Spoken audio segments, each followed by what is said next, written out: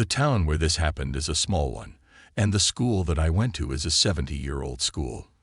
My granddad and my dad are also alumni of this school. Let me just start off by saying this, that the alumni of this school are really successful, and the school has had a long history of being very charitable, and also offer amazing retirement benefits to teachers depending on how long they've worked here. My great-granddad donated some of his property to the school when it was being constructed, and he was an advisor and a part of the school board in his time. The school was an all-boys school up to 1996, when they had their first co-ed class, and is a full co-ed now. The school also has all classes, from kindergarten to high school, split in two buildings. The first one houses kindergarten to 5th grade, and the other has the classrooms for 6th grade to 12th grade. Part 1. Teacher vs. Dad. The incident. Said teacher, we're gonna call her MD, was my dad's math teacher when he started high school. She was a young woman just finishing her teaching degree, and was a master's in math and chemistry. At that point, she was the most qualified teacher the school had. Unfortunately, MD was also a nasty person. She walked into the class, and the students were expected to be sitting in ready mode, back straight, legs together, and hands on the laps, with only the needed textbook and a pencil to take notes on the margins. The class was expected to greet her with a good morning/afternoon when she walked in, and she assigned tons of weekend homework. She would simply stop teaching for the entire hour-long class if one person spoke without having asked to speak. You couldn't drink water without her permission, couldn't go to the restroom unless she finally saw your raised hand and asked you to speak. There were multiple cases of people complaining against that, but with her being the most qualified teacher there, the school board didn't take action. Instead, they supported her by saying that this would help discipline the students. But this is not even the beginning of it. Her exams were incredibly hard, and with the classes being full of teenage boys, they would talk, and even one of them doing so would cause her to stop teaching and not teach until the next class. She would then lecture on a different topic, completely skipping that part of chemistry. Suffice to say, before the finals, the entire class was in a panicked state, trying to self-study enough to at least pass the class. My dad ended up getting 41%. Our education system said you failed the class if you had under 40%, so he was relieved that he passed. But when he went through his answer sheet, my dad noticed that his totaling was incorrect, and that he in fact had a 49 on that test. He raised his hand, and after about 5 minutes or so of him just sitting in his seat, calmly with his hand raised, he was called on, and MD asked what the problem was. Dad told her that there was a totaling mistake in the final, and that he actually had a 49. This somehow offended her. Instead of calling him forth and checking his paper, MD decided that it was simply impossible for her, a master's in math, to make a mistake in something as simple as addition. She waved him off, and my dad was shocked. But she just calmly turned to the next person with a question. My dad, on the other hand, was not happy. He walked up from his seat, which was basically considered a crime in her class, and put the paper on MD's desk, and started totaling his points loudly. MD incredulously watched him do that, and was at a loss for words. Though when he was done totaling, you could see her face was flushed, and she was furious. She looked furiously from the paper to my dad, and then back to the paper, and suddenly, a cruel smile appeared on her face. MD, oh okay, I see the mistake, but that is no excuse for this behavior. This awards a subtraction of 10 points from your final. The class that was amazed at the first sentence went back to having grim looks, and my dad stood there, jaw dropped, that he now had 39 points and had failed this class. Instead of responding and making this situation worse, he simply took his final, packed his backpack, and left the classroom. He went and spoke to his granddad, who was on the school board, but he said he couldn't do anything since grades were completely in the hands of the teacher concerned. My dad took his loss and decided that revenge was not worth the trouble, and switched classes. He dropped chem and took up econ. And that was the last interaction he ever had with this teacher. Part 2. Teacher is my brother and I. My younger brother B is 2 years younger to me.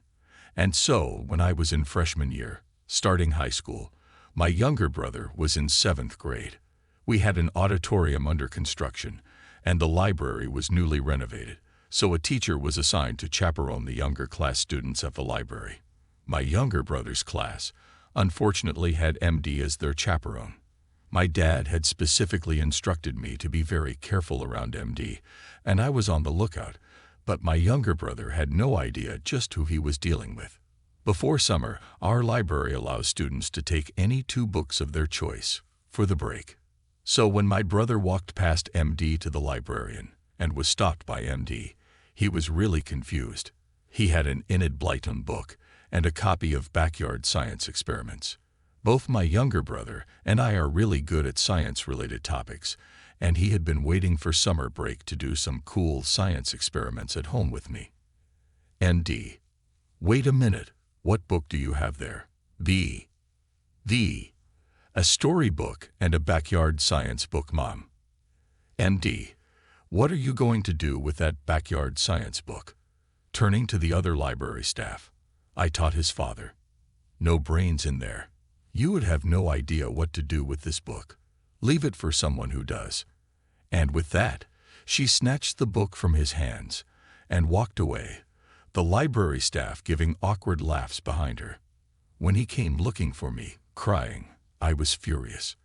I was a really popular guy at school. I won quizzes and debates and represented the school in national competitions. My friends and I literally had an entire showcase of trophies at school, with our names embossed on it, and most teachers loved us. Man, the vice principal of the school and our group were on first-name basis. He chaperoned us on all the competitions we represented the school in. But when he told me what had happened, I was dumbfounded. I had no idea how to react. But for the moment, I went to the library and got another copy of the backyard science book to console my brother. But then, we were out for summer vacation, and I didn't think too much of it. Less than side note. In the summer, we attended a science summit, and my school friends and I won prizes for having the most efficient hydraulic gear-based pulley system and the second fastest chemical fuel race boat. This was before I ever took a high school chemistry or physics course. This was announced in the school assembly the first day after summer break greater than. When we came back for fall, I had a chem class with MD, the first day of school. This was also right after the assembly, where my group was given the award. So we go to the chem lab, and MD is on the lab instructor's desk, setting up an experiment designed to liberate hydrochloric acid fumes in a gas flask. Some moments pass by, and we could see that some mistake had been done, and there was no reaction in the mixture. Turns out the zinc granules were impure and rusted. But MD somehow got the idea that turning on the Bunsen burner on full blast would help the experiment.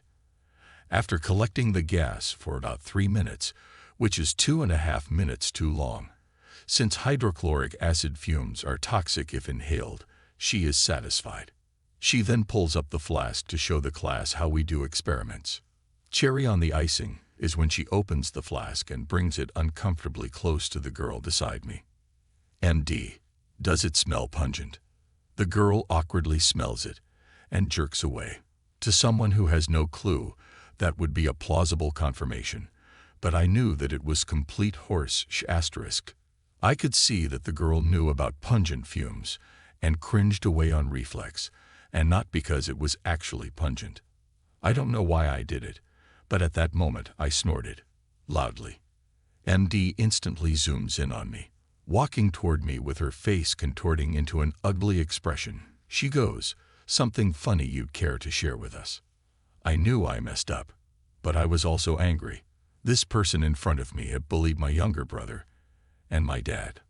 I remembered that, and suddenly, all my verbal sensors were shut down. Me, you and I both know that she didn't smell anything pungent. That experiment you just did was a failure. MD, oh, you think you know more than me. Turning to class. He knows more than me.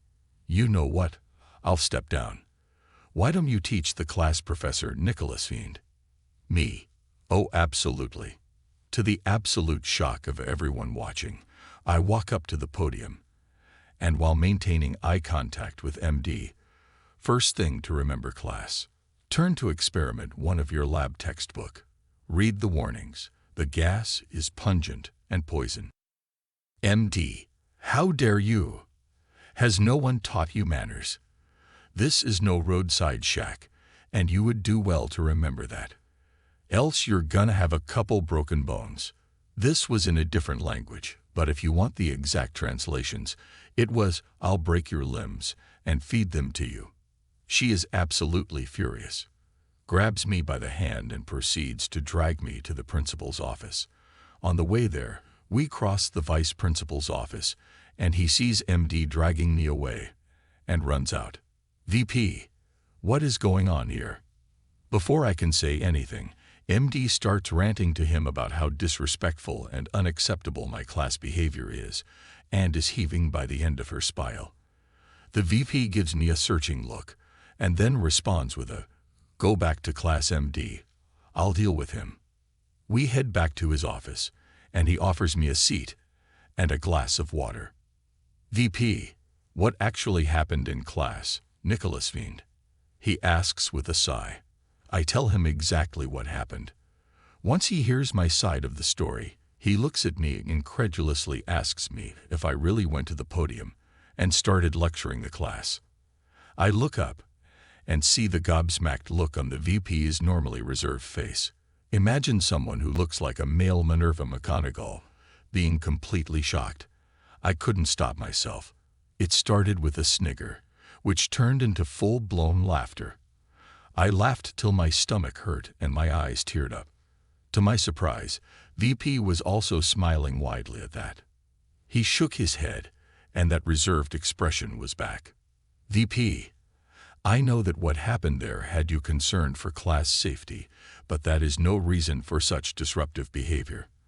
Aside from that, I'm personally going to investigate what happened in that class, and if MD is found to be intentionally forcing students to inhale harmful chemicals, she will be sacked immediately. Oh, and you're supposed to hand over a written apology to MD about this behavior. Now get moving. I sighed and headed back to class, and I really thought that I had ended MD's career. Oh, how wrong I was. She changed the story so it looked like she had purposely done the experiment wrong and was about to reprimand that girl for inhaling what could have been a harmful chemical. MD pulled one on me and had me look like I was just an insolent child who thought that he knew everything by reading a chapter of the book. And here I stopped myself. This event was me just going in head-on with a teacher who had been in the school for longer than 35 years. Part 3. Pro-Revenge Mode. Now I knew that to help my brother, I needed to get rid of her. My dad knew about what happened in school, and he wanted me to not engage MD. He said it was not worth it, but by now I was in the game. She had played her card. It was my turn now. I don't know what made it so that she had such a problem with my dad and my younger brother. They were quiet and hard-working students. I felt she had something against our family, and I was convinced that my younger brother would have to deal with the problem if I somehow messed up and got expelled or made a worse enemy out of MD. This was war, and I had a new plan. I started to act really sheepish around her and made it a point to stay back after class and ask her questions in the most polite way possible. I was the kid who was guilty of not understanding the plans of elders. I portrayed myself as an amazing student who MD had succeeded in humbling. I slowly but surely made my way into the category best described by the term bootlicker. It hurt me inside to do it, but what I had planned, if this went well, made me lightheaded with anticipation. I was in it to win it. I conceded defeat in a fight to win the war. 2 years later, I am in junior year. My younger brother just started high school, and he was taking the chem class with MD. I was the highest scorer in chem, and was a pet to MD. She had started to like the Nicholas Fiend I had portrayed, and made me the lab assistant for that year. 2 of my best friends knew what I had planned, Everyone else in class hated me for being the teacher's pet and getting straight A's when the next highest grade was a B. Everything was going according to plan. On the first day of class, I replaced her stool, one of the three-legged ones, with a broken stool. This was supposed to be the first in a series of pranks that would hit her that day. She came to class and went to take her seat, and boy, she fell. Well, she somehow hit her hand on the wall and cried out. Yup, that must have hurt. But she was definitely overweight, and it couldn't be traced back to me. I smiled on the inside as I rushed to her and helped her back up. I ran and fetched her another chair, while inside, the freshmen were trying their best not to laugh. When I got back from the room that had extra stools, I walked into the sight of her screaming like a banshee. But what got me furious was that she was screaming at my younger brother. Apparently, she had said something like, "Stupid stools," and "stupid lab assistant fools." To which my brother had responded with, "It's not my brother's fault you're too heavy for the stool." Though I loved him for it, he really needed to learn where to come to my aid. But then, I didn't do much and just replaced the chair silently, while silently trying to communicate to my brother to calm down. Nothing else of concern happened that day, till the time when school was over, and the teachers were heading back. Stage 2 was in motion. We heard a loud bang, and immediately, the large crowd of students nearby all headed towards the teacher's car parking lot. We saw MD's car smoking, and her exhaust blown right off.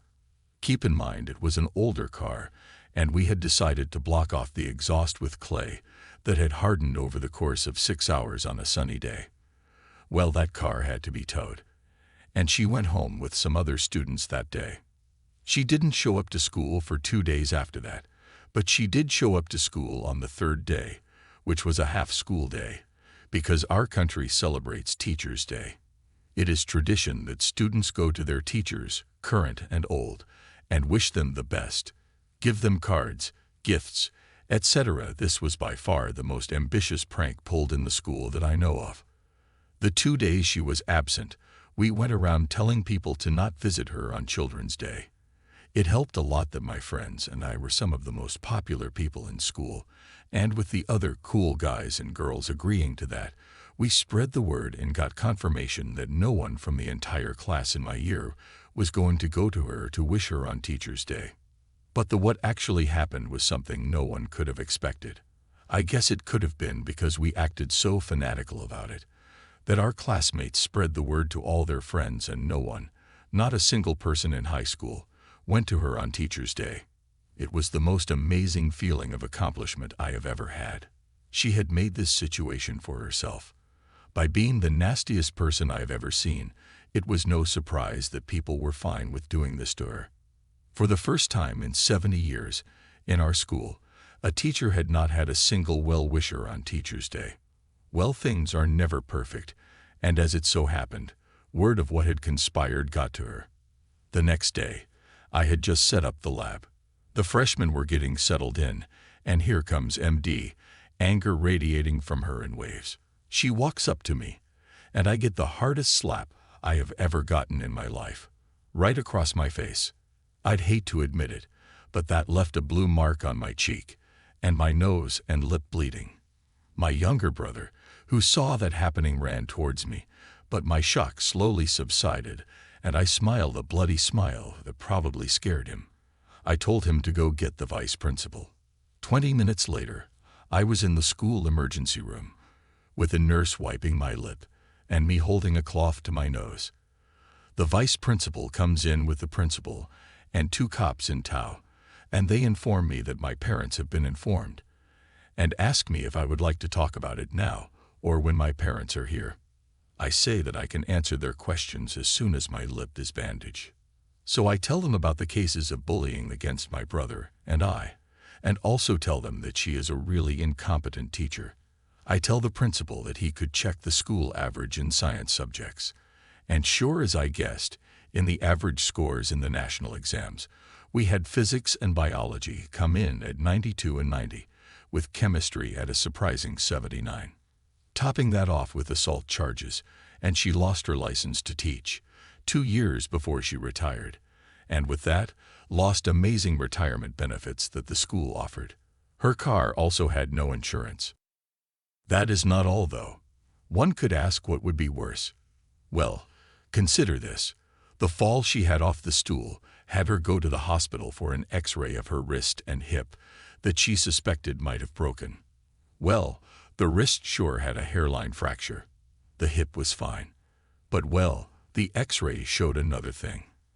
I don't think it is normal for anyone to laugh when someone is diagnosed with stage II cancer. But I did. Also, I later met with her only living family member. Her nephew, who had long cut all contact with her, but had been contacted by the police and the hospital. He had flown back from the US for this. That's where I found out the truth. Well, I could never have guessed what I found out there. MD's mom was my great-granddad's niece, through my great-granddad's younger brother, who had stolen money from the family and tried to kill my great-granddad. Well, he was disowned. Good asterisk. And no one knew this entire time. Well, not that anyone would care. Happy that the nasty woman is out of our lives. For good this time. Apparently she died last year, with no one by her side.